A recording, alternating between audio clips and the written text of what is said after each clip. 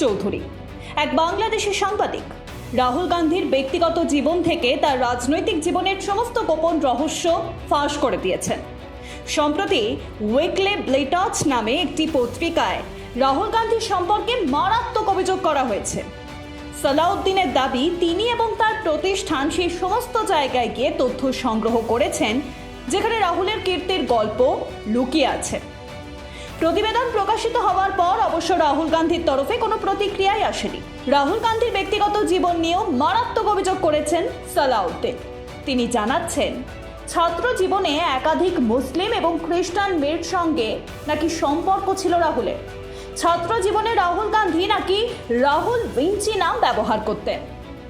নিজের দাবির সমর্থনে ক্যামব্রিজ বিশ্ববিদ্যালয়ে রাহুলের সার্টিফিকেট প্রকাশ করেছেন সালাউদ্দিন, যেখানে রাহুলের পুরো নাম রাহুল ভিঞ্চি লেখা হয়েছে। রাহুলের এই ভিঞ্চি কাহিনীর কথা শোনা গেছে সুব্রমণিয়াম স্বামীর মুখেও। প্রতিবেদনে সালাউদ্দিন লিখছেন, রাহুলের এক সহপাঠী জানিয়েছেন রাহুল বিফ স্টিক এবং ফ্রাইড বেকন খেতে খুব ভালোবাসতেন। তিনি পশ্চিমী জীবনযাত্রা পছন্দ করতেন। সঙ্গী হিসেবে হিন্দু মেয়েদের পছন্দ একেবারেই ছিল না নাকি রাহুলের। রাহুলের সঙ্গী ছিলেন এক আফগানি তরুণী, তার নাম নোয়েল জাহের। নোয়েলের বাবা রয়্যাল আফগান এয়ারফোর্সে সেকেন্ড লেফটেন্যান্ট ছিলেন। তার মা রোমে অবস্থিত আফগান দূতাবাসের সেক্রেটারি ছিলেন। রাহুল গান্ধীর সঙ্গে প্রেমের সম্পর্কে জড়িত হওয়ার পর নোয়েল মুসলিম থেকে ধর্মান্তরিত হয়ে খ্রিস্টান হয়ে যান। নোয়েল গর্ভবতী হয়ে গেলে রাহুলকে বিবাহ প্রস্তাব দেন, কিন্তু রাহুল গর্ভপাত করানোর প্রস্তাব দিলে নোয়েল নাকি সম্পর্ক থেকে বেরিয়ে আসেন। সানডে গার্ডিয়ান থেকে শুরু করে বিভিন্ন পত্রপত্রিকায় এই প্রেম পর্বের প্রতিবেদন প্রকাশিত হয়।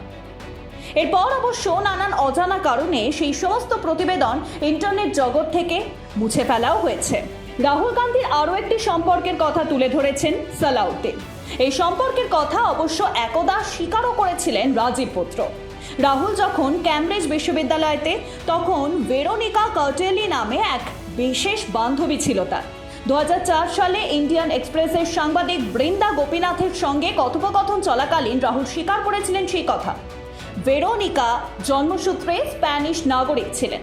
এক্ষেত্রে বলে রাখা ভালো, 1998 সালে ভেরোনিকাকে দিল্লিতে রাহুল গান্ধীর সঙ্গে প্রকাশ্যে ঘুরতেও দেখা গিয়েছিল।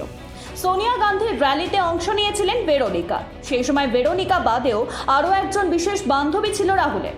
তার সঙ্গে রাহুলের সম্পর্ক কতখানি গভীর ছিল তা কোনোদিন প্রকাশ্যেই আসেনি।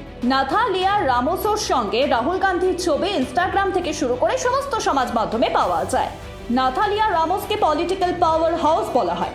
আপন দেশে যথেষ্ট প্রভাবশালী রাজনৈতিক ব্যক্তিত্ব নাথালিয়া। বিদেশে রাহুলের ইমেজে ঘষা মাজার দায়িত্ব এই নাথালিয়াই নেন।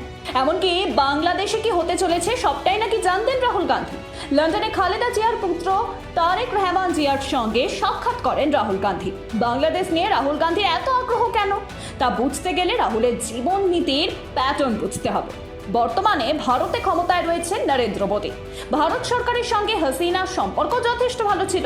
বিএনপি আবার হাসিনার বিরোধী, আর এদিকে রাহুল মোদী বিরোধী।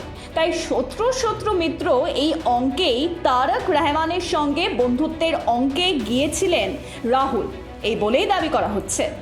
Bureau report, Ritam Bangla.